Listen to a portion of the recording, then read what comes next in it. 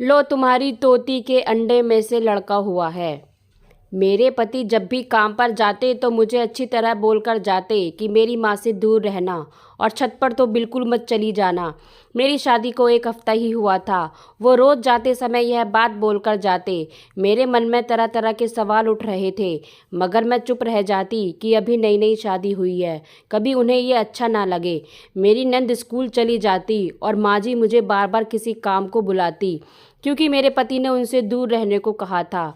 तो मैं डर के मारे उनके पास ना जाती। मेरी नंद स्कूल से आकर छत पर जाती और वहाँ घंटों बिताकर आती। नीचे आने के बाद मेरे सास व नंद में लड़ाई हो जाती।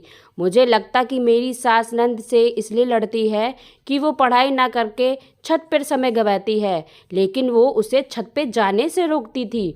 लेकिन डोली उनकी बात ना मानती। शाम को जब मेरे पति आते तो सीधा डोली के कमरे में जाकर ना जाने क्या फुसफुसाते, और वो भी सीधा छत पर चले जाते और घंटों वहीं बिताते।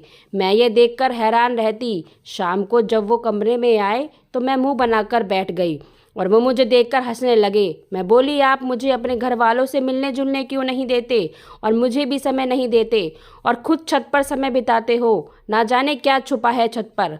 वो इतना सुनते ही गुस्सा होकर चले गए और रात को खाने पर भी नहीं आए। डॉली की भी जान पर बनाई कि अचानक से महेश कहाँ चला गया।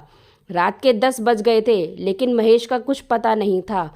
मैं डर गई, ये सब मेरी वजह से हुआ है। तभी मेरी सास मुझको बोली, अभी तुम्हारी शादी को 1 हफ्ता भी नहीं हुआ और तुम्हारा पति गायब भी रहने लगा, ध्यान रखो करो। सास की बातें मन में सवाल पैदा करने लगी।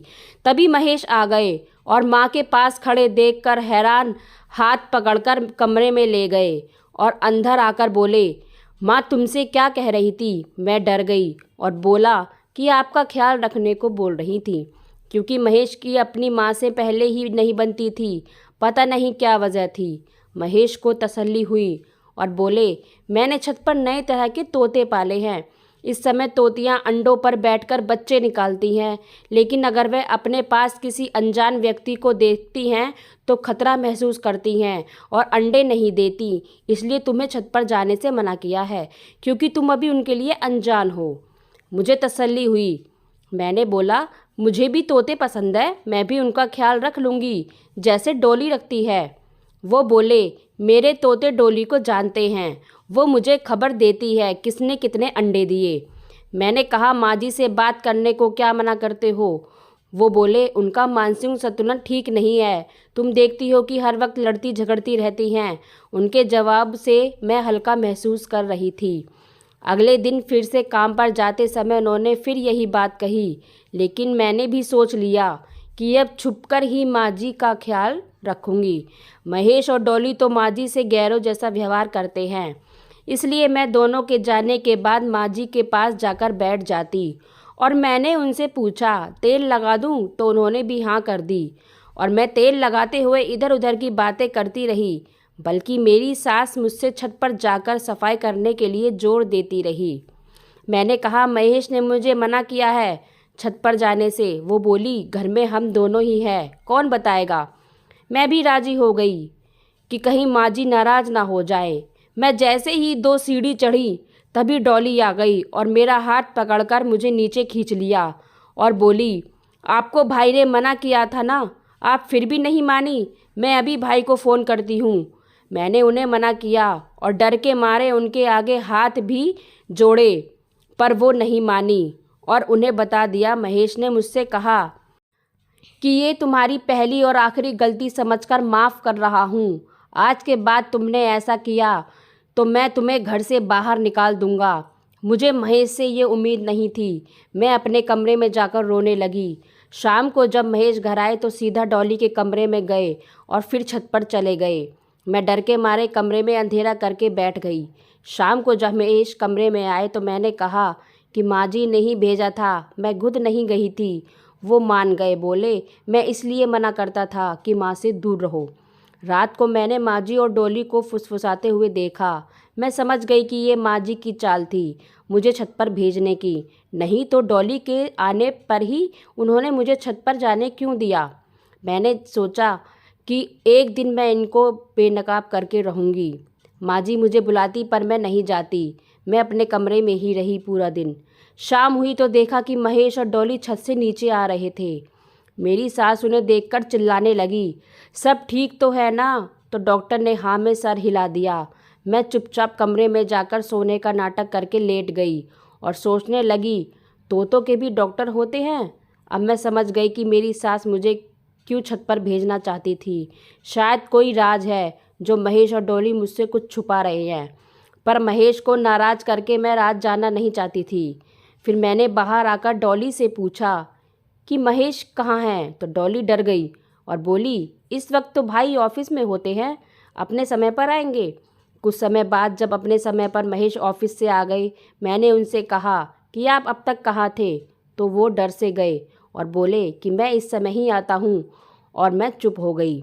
मैंने सोचा अभी छत पर जाकर वो राज पता कर लूँ, मगर महेश का प्यार व गुस्से के कारण मैं रुक गई। दिन गुजरते गए, मेरा शक बढ़ता जा रहा था। कुछ दिन बाद मुझे ऊपर से किसी के चीखने की आवाज़ आई। तभी मेरी सास ने मेरी तरफ और मेरे अपनी सास की तरफ देखा। चीख की आवाज़ ऊपर से आ रही थी, जो बढ़ती ही जा रही थी। लेकिन घुटनों के दर्द की वजह से सास जा ना पा रही थी। लेकिन जैसे ही घुटनों के दर्द को भूलकर ऊपर चढ़ी, पर जा नहीं पाई। मैं ये खड़ी देख रही थी। तभी मेरी सास ने अचानक मेरे पाँव पकड़ लिए और मुझे ऊपर जाने को कहा, ये कहते हुए, उसे बचा लो, उसे बचा लो, तुम्हें भगवान का वास्ता। मैं बिना कुछ सोचे ऊपर भागी। लेकिन ऊपर कोई पिंजरा नहीं था। वहाँ तो बस एक कमरा था जिसकी कुंडी बाहर से लगी थी। यह आवाज़ उसी कमरे से आ रही थी। जब मैंने कमरा खोला तो मैं हैरान हो गई कि वहाँ कोई तोता नहीं था, बल्कि एक लड़की अपना पेट पकड़कर ज़ोर ज़ोर से रो रही थी। मैं बोली, तुम फिक्र मत करो, मैं अभी डॉक्टर को बुलाती हूँ। नीचे आकर सास को बताया तो उन्हें कोई हैरानी नहीं हुई। फिर मैंने डॉक्टर को फ़ोन किया। तभी मेरी सास ने मुझे वापस ऊपर भेज दिया। मैं ऊपर जाकर उस लड़की को दिलासा देती रही और जब डॉक्टर आई तो उसने मुझे बाहर भेज दिया। कुछ देर बाद मुझे एक बच्चे की रोने की आवाज़ आई और डॉक्टर बाहर आकर बोली, बेटा हुआ है। मैं उस बच्चे को लेकर नीचे आ गई और इतनी देर में डॉली भी आ गई और मैंने बोला, देखो, तुम्हारे भाई की तोती ने अंडे में से एक बच्चे को जन्म दिया है। डॉली बौखला गई और जल्दी से महेश को फ़ोन करके बुला लिया। महेश घर आए, बौखलाए हुए थे। तभी मैं उनसे बोली, किस पर गया है ये? मुझे बिना कुछ बोले डॉली के साथ छत पर चले गए और उस लड़की को नीचे ले आए। मुझे लगा कि शायद वो महेश की पहली पत्नी है। मैं कमरे में भागी और अपना बैग पैक करने लगी।